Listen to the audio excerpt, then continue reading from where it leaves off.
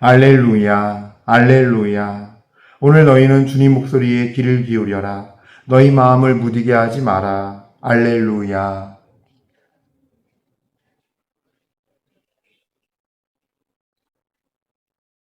주님께서 여러분과 함께 또한 사제의 영과 함께 마테오가 전한 거룩한 복음입니다. 주님 영광 받으소서. 그때 예수님께서는 여러 가지 비유로 수석사제들과 백성의 원로들에게 말씀하셨다. 하늘나라는 자기 아들의 혼인잔치를 베푼 어떤 임금에게 비길 수 있다. 그는 종들을 보내어 혼인잔치에 초대받은 이들을 불러오게 하였다. 그러나 그들은 오려고 하지 않았다. 그래서 다시 다른 종들을 보내며 이렇게 일렀다. 초대받은 이들에게 내가 잔치상을 이미 차렸소. 황소와 살찐 짐승을 잡고 모든 준비를 마쳤으니 어서 혼인잔치에 오시오 하고 말하여라. 그러나 그들은 아랑곳하지 않고 어떤 자는 밭으로 가고 어떤 자는 장사하러 갔다. 그리고 나머지 사람들은 종들을 붙잡아 때리고 죽였다. 임금은 진노하였다. 그래서 군대를 보내어 그 살인자들을 없애고 그들의 고을을 불살라 버렸다. 그러고 나서 종들에게 말하였다. 혼인잔치는 준비되었는데 초대받은 자들은 마땅하지 않구나. 그러니 고을 어기로 가서 아무나 만나는 대로 잔치에 불러오너라. 그래서 그 종들은 거리에 나가 악한 사람, 선한 사람 할 것 없이 만나는 대로 데려왔다. 잔치방은 손님들로 가득 찼다. 임금이 손님들을 둘러보려고 들어왔다가 혼인 예복을 입지 않은 사람 하나를 보고 친구여, 그대는 혼인 예복도 갖추지 않고 어떻게 여기 들어왔나 하고 물으니 그는 아무 말도 하지 못하였다. 그러자 임금이 하인들에게 말하였다. 이자의 손과 발을 묶어서 바깥 어둠 속으로 내던져버려라. 거기에서 울며 이를 갈 것이다. 사실 부르심을 받은 이들은 많지만 선택된 이들은 적다. 주님의 말씀입니다. 그리스도님 찬미합니다.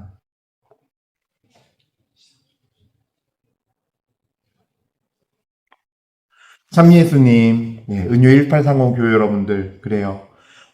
무더운 날들이 끝나고 이제 또 가을을 여는 시기가 다가오는데 여러분 모두에게도 마음 안에 주님의 시원한 그늘이 자리하고 주님께서 주시는 생명력이 넘치시길 바라면서 또 그래 우리 주님께 은총과 평화를 청하면서 또 우리 주님의 이름을 찬미와 감사드리고 또 우리 주님께 영광 드립니다. 아멘. 자, 그래 오늘 하루도 정말 감사와 순종으로 주님을 사랑하면서 주님 안에서 사는 우리들이 될 수 있는 은혜가 있기를 바랍니다.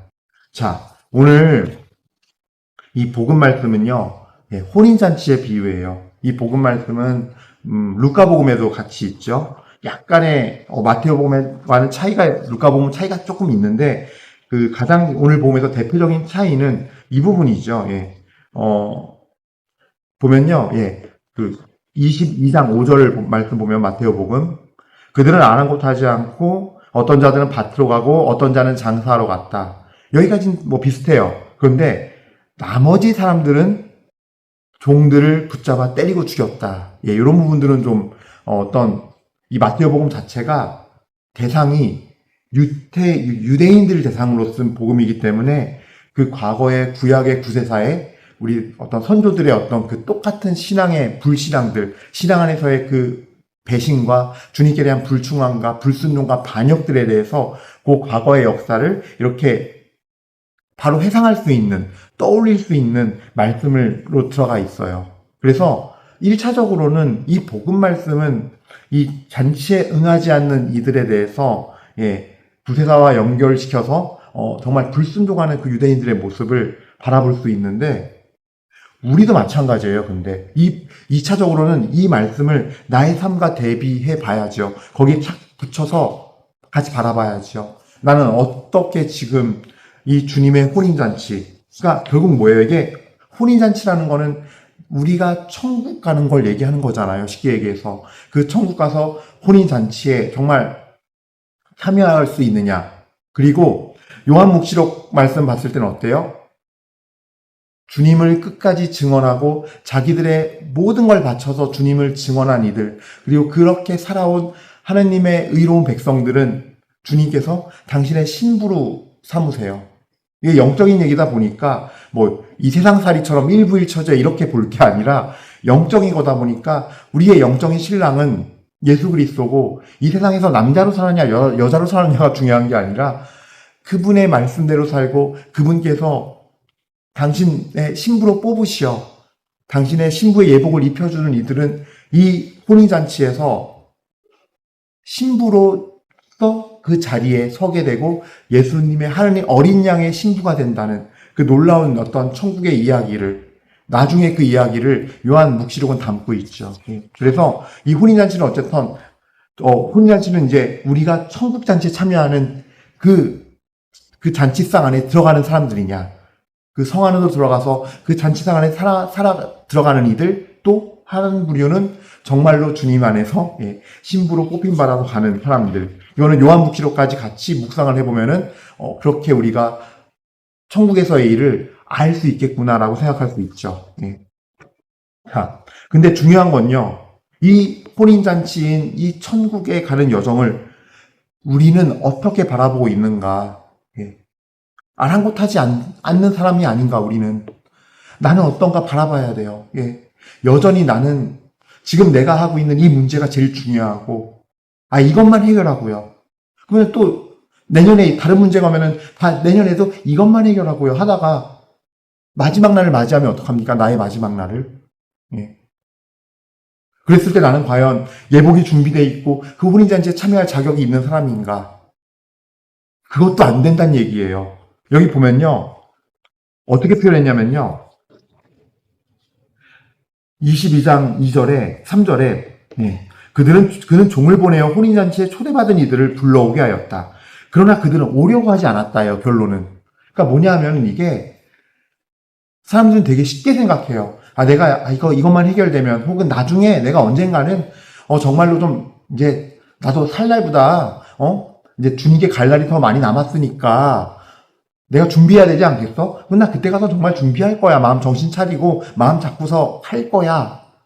라고 생각은 할 수 있을지 모르지만 현실은 그렇지가 않아요. 실제 사람의 모습은 그렇지가 않다는 거예요. 우리는 계속 이렇게 살다가 이들처럼 살다가 그 불순종하고 반역한 그 이스라엘 백성들처럼 된다라는 거예요.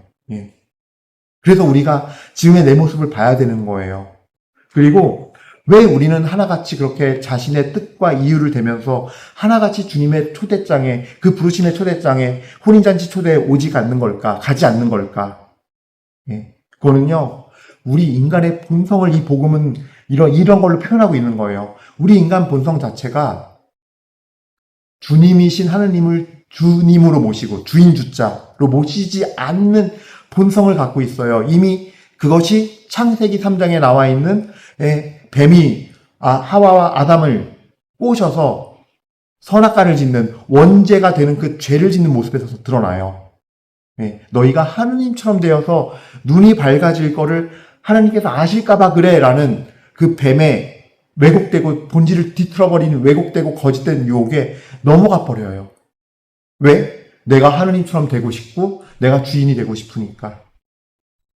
그 원죄 사건이 선악과의 사건이 일어나기 전까지는요. 인간은 에덴 동산이 곧 천국이었고 그 안에서 모든 걸 누리면서 하느님 한 분만 만족하고 하느님이 이거 이름 지어 하면 이름 짓고 저거 먹어도 돼 하면 먹고 그것으로 만족하는 삶이었어요. 그것으로 행복한 삶이었고 평화로운 삶이었고 은총이 충만한 삶이었어요. 그런데 그 인간의 본성이 드러난 사건이 선악과의 사건이고 그걸 선택하면서 인간은 하느님을 주인으로 모시지 않기에 바꾸는 일이 더 중요한 사람이 됐고 오늘 복음 말씀처럼 보면 또 내가 하는 장사가 더 중요한 사람이 돼버리고 내 것, 내 뜻, 내가 생각하는 인생 계획이 더 중요한 내 인생의 주인이 내가 된 사건을 그렇게 표현하는 거예요. 그것이 이스라엘 백성이 되었을 때 이스라엘 백성들은 각자가 그런 개인적인 지향들과 내 뜻이 있었기 때문에 하느님이 주인이 아닌 내가 주인이었기 때문에 내가 주인인 이들이 모여서 예언자들을 돌로 치고 죽이고 핍박하고 박해한 거였죠. 자, 7절부터 보겠습니다. 임금은 진노하였다. 그래서 군대를 보내요. 그 살인자들을 없애고 그들의 고을을 불살라버렸다. 하나님께서는요, 때를 정해놓고 이 구세사 안에서도 때를 정해놓고 계속 예언자를 보내시어 회개를 촉구하시다가 마지막 때에도 말을 안 듣자 결국은 주님께서는 그들을 다 정화시킵니다. 그러니까 이런 걸 보고서 그냥 세상적인 눈으로 봤을 때는 어떻게 구약의 하나님은 이렇게 무서워? 왜 이렇게 말을 안 들으면서 죽여버려? 자기 말 안 들으면 죽여버려? 라는 관점으로 볼지 모르지만 사실 이거는요, 정화의 과정이고 그렇게 해서 영원히 이스라엘을 멸망시키려는 것이 아니라 그들의 지은 죄에 대한 합당한 그 대가를 치르게 하고 그 기간을 두고 정화시키면서 다시 회복시키는 분이 하느님이세요. 그 여정인 거예요. 근데 우리는 이 복음에서 더 중요한 게 있어요. 자, 8절부터 그 내용이 나와요. 혼인잔치는 준비되었는데 초대받은 자들은 마땅치 않구나. 그러니 고을 어기로 가서 아무나 만나는 대로 잔치에 불러오너라. 그래서 그 종들은 거리에 나가 악한 사람, 선한 사람 할 것 없이 만나는 대로 데려왔다. 이제 하느님께서는요,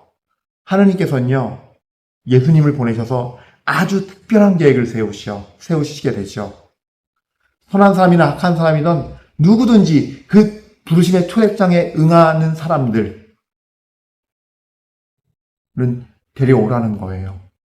뭐예요? 복음이 전해질 때 복음을 받아들이는 그 초대장을 받아들이는 사람들. 이제는 이스라엘 백성만이 아니야. 나는 만군의 주님이고 만군의 야훼 하느님이시다. 그러니 내 아들을 보내서 모든 이의 죄들을 다 없애고 그리고 이 깨끗하게 되어서 이 천상잔치에 천국잔치에 오게 할 거야.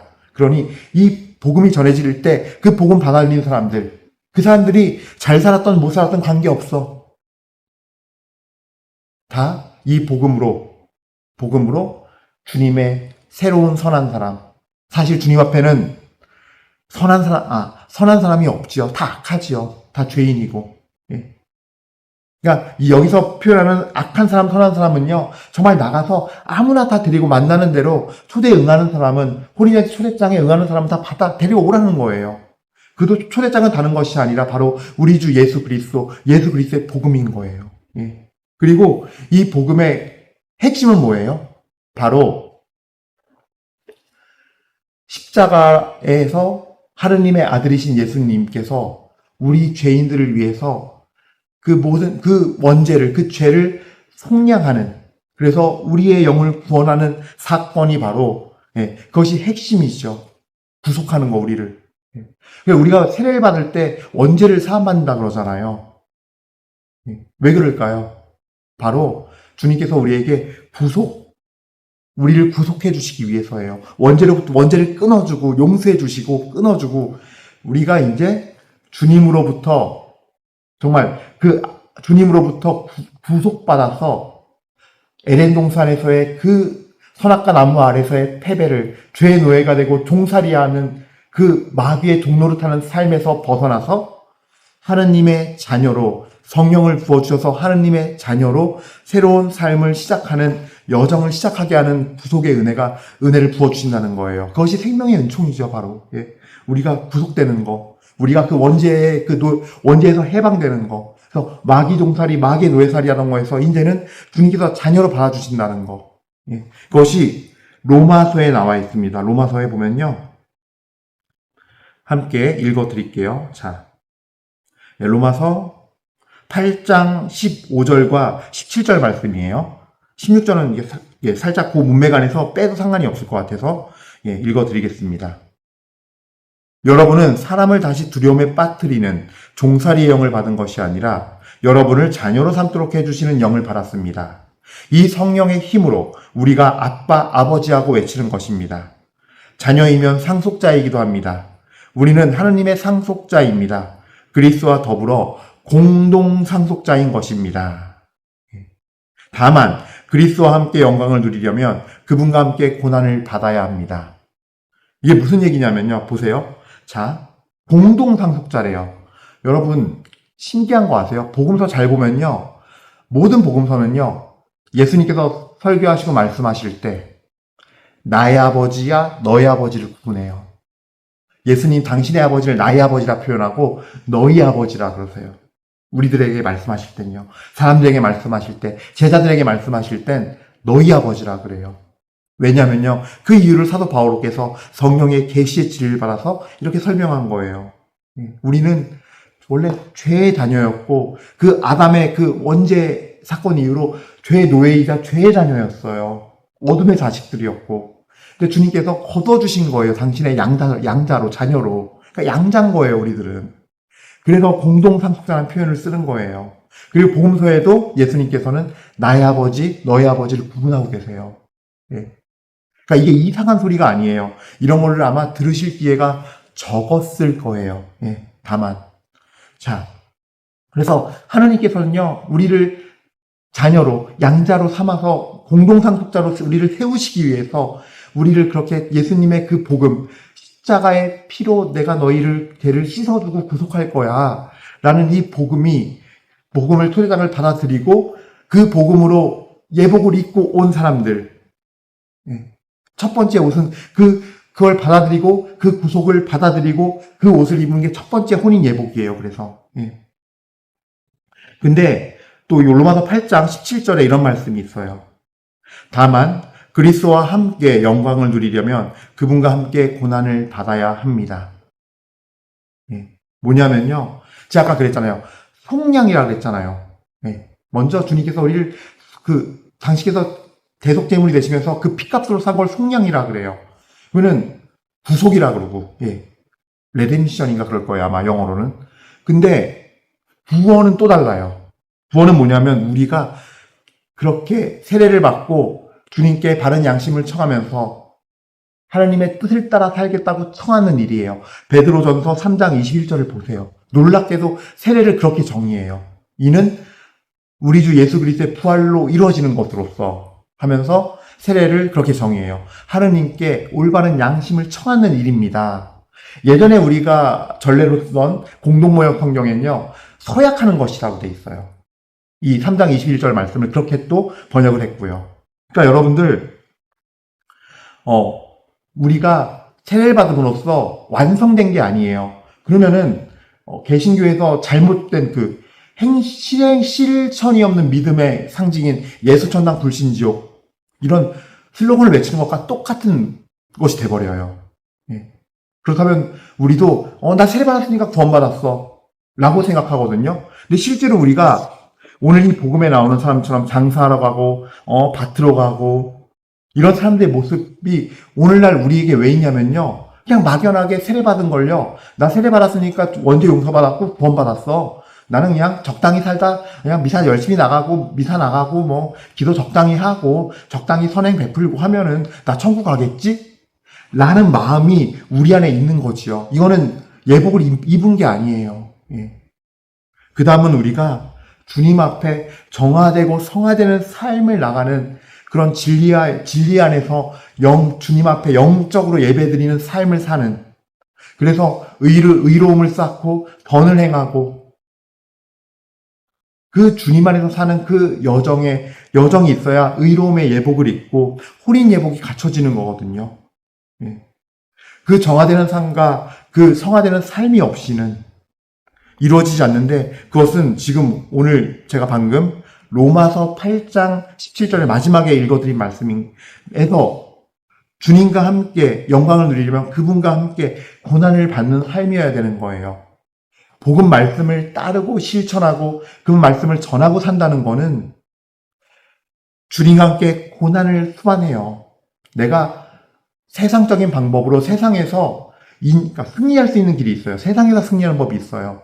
내가 소위 말하는 선한 영향력을 행사해서 막 사람들한테 인정받고 칭찬받고, 이 많은 사람들이 나를 이렇게 칭찬하니까 이들의 소리가 곧 하느님이 나한테 주시는 칭찬의 메시지야 라고 생각하면서 가면 그거는 세상을 이기는 믿음에 기반한 세상을 이기는 길이 아니라 세상에서 세상의 방법으로 세상에서 이기는 거예요. 그죠?